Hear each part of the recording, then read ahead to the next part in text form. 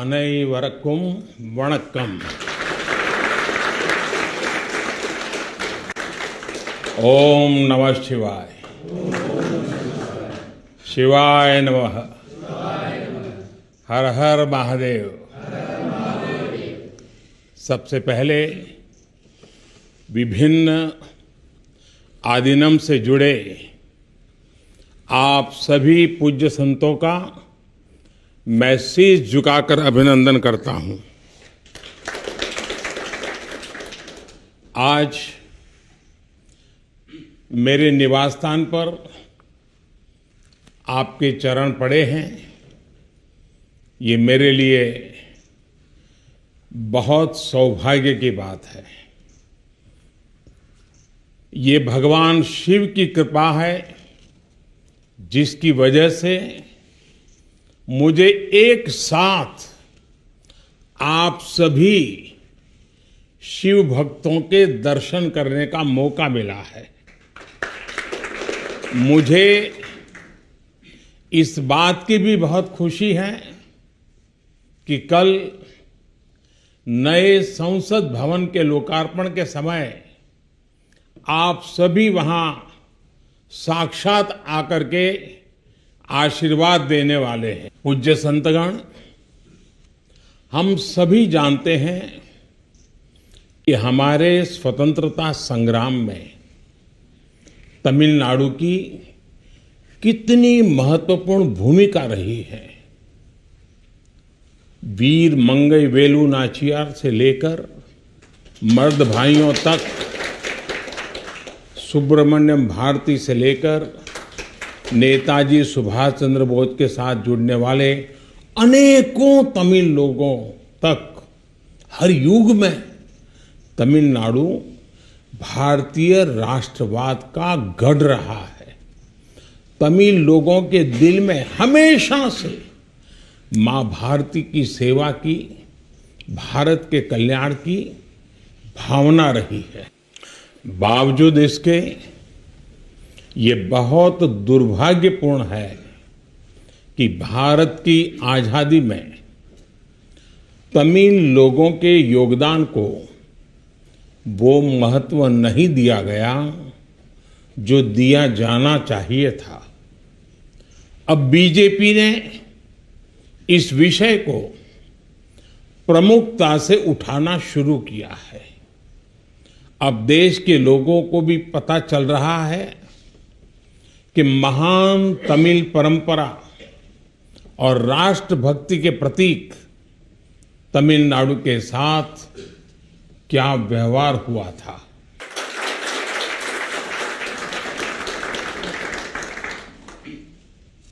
जब आजादी का समय आया तब सत्ता के हस्तांतरण के प्रतीक को लेकर प्रश्न उठा था. इसके लिए हमारे देश में अलग अलग परंपराएं रही हैं, अलग अलग रीति रिवाज भी रहे हैं, लेकिन उस समय राजाजी और आदिनम के मार्गदर्शन में हमें अपनी प्राचीन तमिल संस्कृति से एक पुण्य मार्ग मिला था. ये मार्ग था सेंगोल के माध्यम से सत्ता हस्तांतरण का. तमिल परंपरा में शासन चलाने वाले को सेंगोल दिया जाता था. सेंगोल इस बात का प्रतीक था कि उसे धारण करने वाले व्यक्ति पर देश के कल्याण की जिम्मेदारी है और वो कभी कर्तव्य के मार्ग से विचलित नहीं होगा. सत्ता हस्तांतरण के प्रतीक के तौर पर तब 1947 में 1947 में पवित्र तिरुवावड़ुतुरई आदिनम द्वारा एक विशेष सेंगोल तैयार किया गया था. आज उस दौर की तस्वीरें हमें याद दिला रही हैं कि तमिल संस्कृति और आधुनिक लोकतंत्र के रूप में भारत की नियति के बीच कितना भावुक और आत्मीय संबंध रहा है। आज उन गहरे संबंधों की गाथा इतिहास के दबे हुए पन्नों से बाहर निकलकर एक बार फिर जीवंत हो उठी है। इससे उस समय की घटनाओं को समझने का सही दृष्टिकोण भी मिलता है और इसके साथ ही हमें ये भी पता चलता है कि सत्ता के हस्तांतरण के इस सबसे बड़े प्रतीक के साथ क्या किया गया। मेरे देशवासियों, आज मैं राजा जी और विभिन्न आदीनम की दूरदर्शिता को भी विशेष तौर पर नमन करूंगा। आदीनम के एक सेंगोल ने भारत को सैकड़ों वर्षों की गुलामी के हर प्रतीक से मुक्ति दिलाने की शुरुआत कर दी थी। जब भारत की आजादी का प्रथम पल आया, आजादी का प्रथम पल, वो क्षण आया, तो ये सेंगोल ही था जिसने गुलामी से पहले वाले कालखंड और स्वतंत्र भारत के उस पहले पल को आपस में जोड़ दिया था। इसलिए इस पवित्र सेंगोल का महत्व सिर्फ इतना ही नहीं है कि ये 1947 में हस्तांतरण का प्रतीक बना था। इस सेंगोल का महत्व इसलिए भी है क्योंकि इसने गुलामी के पहले वाले गौरवशाली भारत से, उसकी परंपराओं से स्वतंत्र भारत के भविष्य को कनेक्ट कर दिया था। अच्छा होता कि आजादी के बाद इस पूज्य सेंगोल को पर्याप्त मान सम्मान दिया जाता, इसे गौरवमय स्थान दिया जाता, लेकिन ये सेंगोल प्रयागराज में आनंद भवन में वॉकिंग स्टिक यानी पैदल चलने पर सहारा देने वाली छड़ी कहकर प्रदर्शनी के लिए रख दिया गया था। आपका ये सेवक और हमारी सरकार अब उस सेंगोल को आनंद भवन से निकाल कर लाई है। आज आजादी के उस प्रथम पल को नए संसद भवन में सेंगोल की स्थापना के समय हमें फिर से पुनर्जीवित करने का मौका मिला है। लोकतंत्र के मंदिर में आज सेंगोल को उसका उचित स्थान मिल रहा है।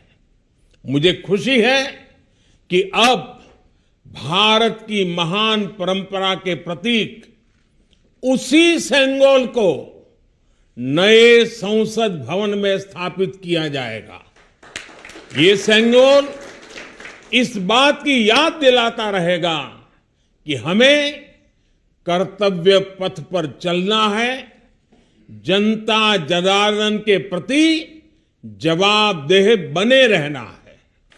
पूज्य संतगण, आदीनम की महान प्रेरक परंपरा साक्षात सात्विक ऊर्जा का प्रतीक है। आप सभी संत शैव परंपरा के अनुयायी हैं। आपके दर्शन में जो एक भारत श्रेष्ठ भारत की भावना है, वो स्वयं भारत की एकता और अखंडता का प्रतिबिंब है। आपके कई आदीनम के नामों में ही इसकी झलक मिल जाती है। आपके कुछ आदीनम के नाम में कैलाश का उल्लेख है।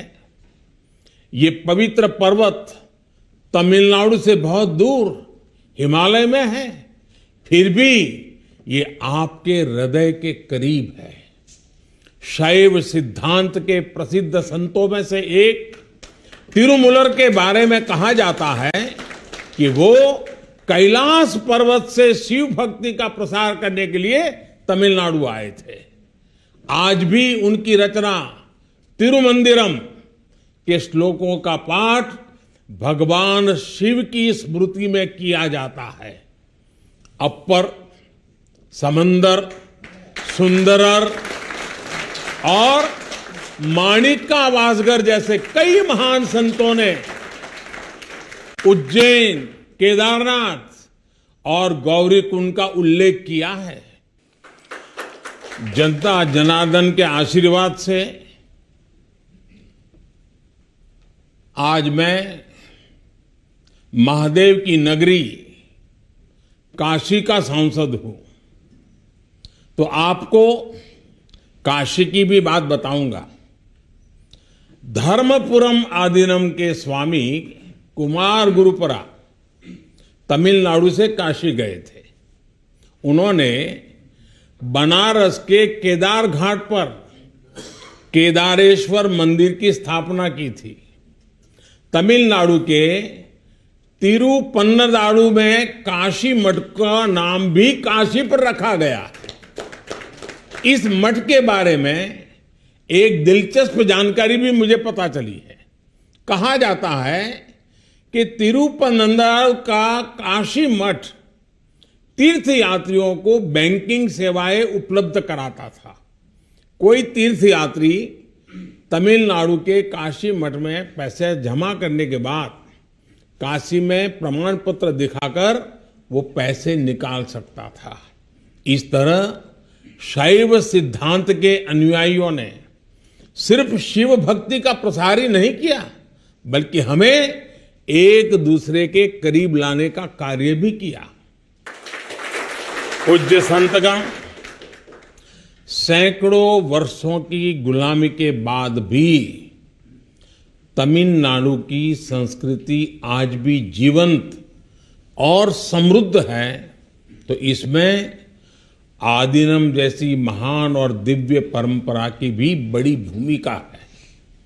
इस परंपरा को जीवित रखने का दायित्व संत जनों ने तो निभाया ही है, साथ ही इसका श्रेय पीड़ित, शोषित, वंचित सभी को जाता है कि उन्होंने इसकी रक्षा की, उसे आगे बढ़ाया। राष्ट्र के लिए योगदान के मामले में आपकी सभी संस्थाओं का इतिहास बहुत गौरवशाली रहा है। अब उस अतीत को आगे बढ़ाने, उससे प्रेरित होने और आने वाली पीढ़ियों के लिए काम करने का समय है। पूज्य संतगण, देश ने अगले 25 वर्षों के लिए कुछ लक्ष्य तय किए हैं। हमारा लक्ष्य है कि आजादी के 100 साल पूरे होने तक एक मजबूत, आत्मनिर्भर और समावेशी विकसित भारत का निर्माण हो। 1947 में 1947 में आपकी महत्वपूर्ण भूमिका से कोटि कोटि देशवासी पुनः परिचित हुए हैं। आज जब देश 2047 के बड़े लक्ष्यों को लेकर आगे बढ़ रहा है, तब आपकी भूमिका और महत्वपूर्ण हो गई है। आपकी संस्थाओं ने हमेशा सेवा के मूल्यों को साकार किया है। आपने लोगों को एक दूसरे से जोड़ने का, उनमें समानता का भाव पैदा करने का बड़ा उदाहरण पेश किया है। भारत जितना एकजुट होगा उतना ही मजबूत होगा। इसलिए हमारी प्रगति के रास्ते में रुकावटें पैदा करने वाले तरह तरह की चुनौतियां खड़ी करेंगे। जिन्हें भारत की उन्नति खटकती है, वो सबसे पहले हमारी एकता को ही तोड़ने की कोशिश करेंगे। लेकिन मुझे विश्वास है कि देश को आपकी संस्थाओं से आध्यात्मिकता और सामाजिकता की जो शक्ति मिल रही है, उससे हम हर चुनौती का सामना कर लेंगे। मैं फिर एक बार, आप मेरे यहां पधारे, आप सबने आशीर्वाद दिए, ये मेरा सौभाग्य है। मैं फिर एक बार आप सबका हृदय से आभार व्यक्त करता हूं, आप सबको प्रणाम करता हूं। नए संसद भवन के लोकार्पण के अवसर पर आप सब यहां आए और हमें आशीर्वाद दिया, इससे बड़ा सौभाग्य कोई हो नहीं सकता है। और इसलिए मैं जितना धन्यवाद करूं उतना कम है। फिर एक बार आप सबको प्रणाम करता हूं। ओम नमः शिवाय। वणक्कम।